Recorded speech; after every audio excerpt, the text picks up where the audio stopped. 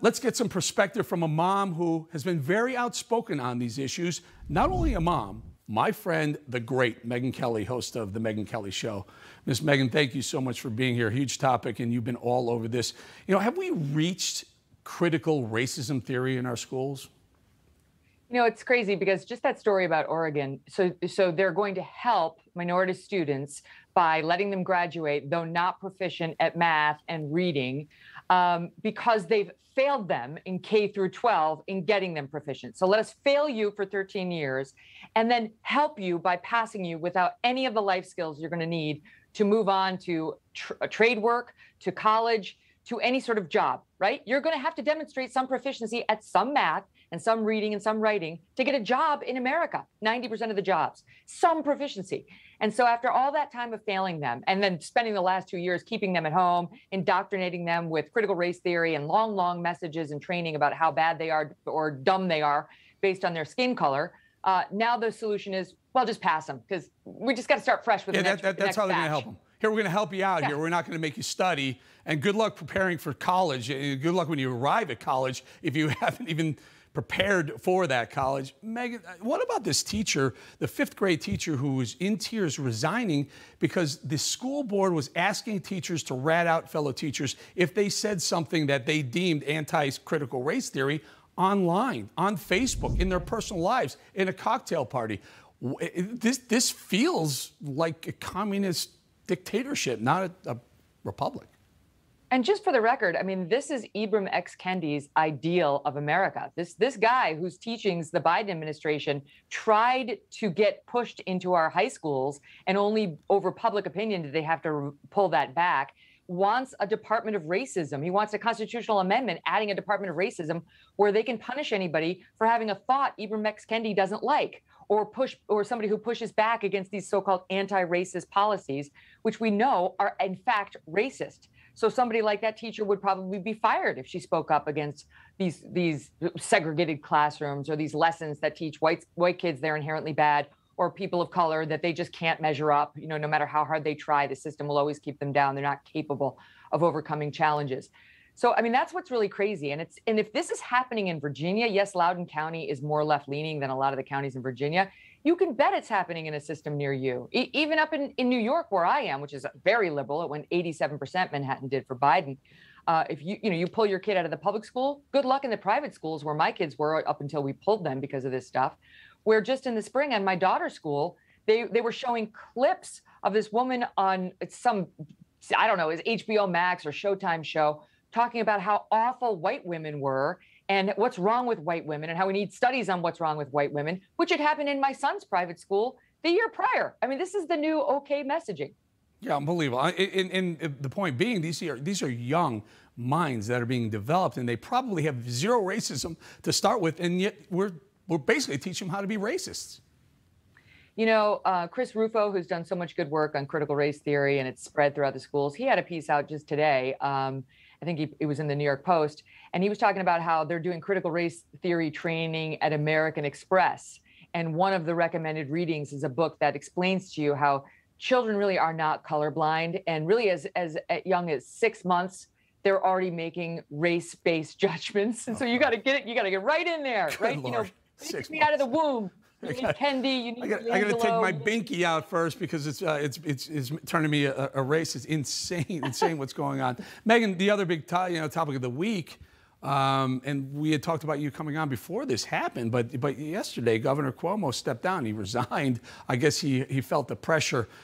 You have been on his heels for a long time for being a creep, for being, on many levels, not only the sexual harassment, the unwanted touching, but also the nursing home scandal, which hasn't even broken yet. Talk to us a little bit where you stand with what do you think is going on with Cuomo. Is he finished as a politician?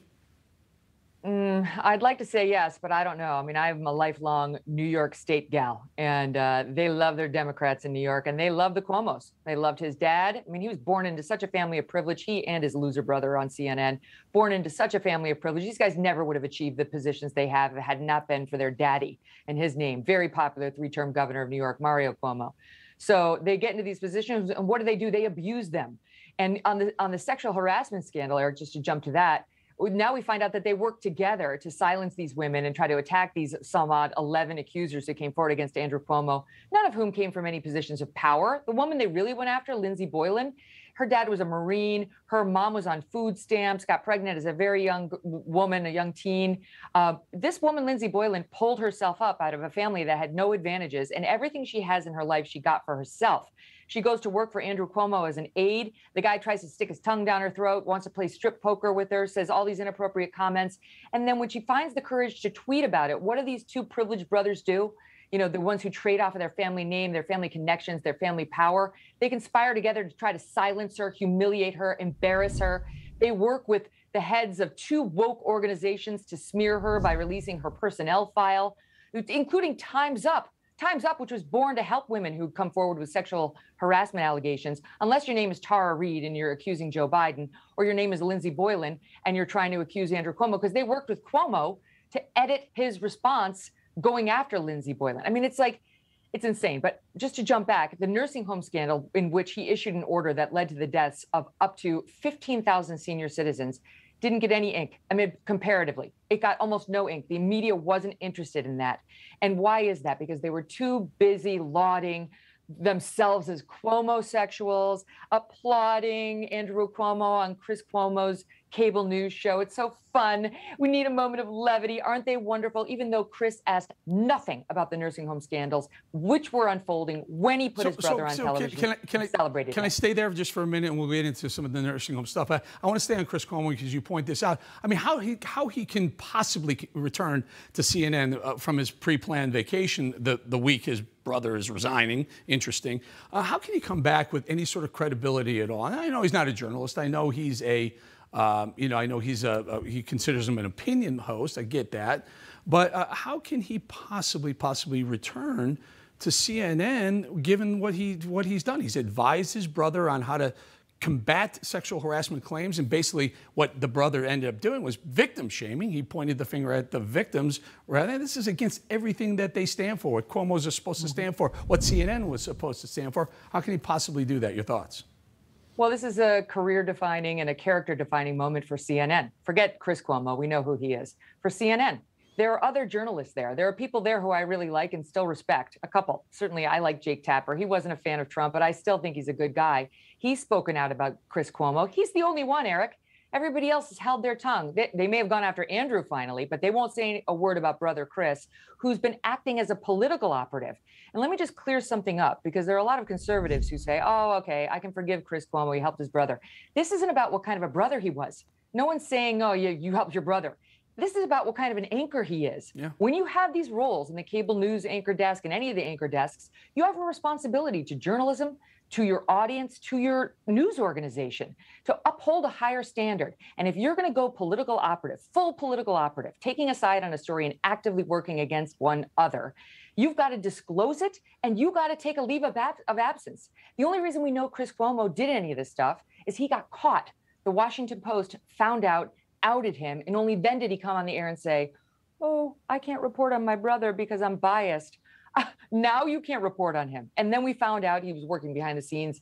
Even since then, now it's come out, even since then, and post his promise not to do it, he has been doing it. So CNN, this is a moment for Jeff Zucker. Does he care at all about journalistic standards at all? Is there a 1% of that left in that news organization, or isn't there? Good question. He was the highest rated host on the network. That's a tall order to give. Listen, it's happened before, though. But how does, very quickly, but I have half a minute or so, Megyn, how does Chris Cuomo cover any sort of story of any sort of sexual harassment accusation going forward? He doesn't. He can't. Think about how the women inside of CNN are feeling about this guy right now. He actively worked behind the scenes to dismiss them all as part of cancel culture. The state trooper who says Andrew Cuomo was gratuitously rubbing her stomach as she walked by, the young executive assistant whose breast he felt underneath her blouse. These guys get wind of these allegations and decide to go after the women. Chris Cuomo is going to look at his staff and say he cares deeply about these issues. These stories are going to keep coming. Is he going to bow out of all of them? He's lost all credibility. He's shown us who he is.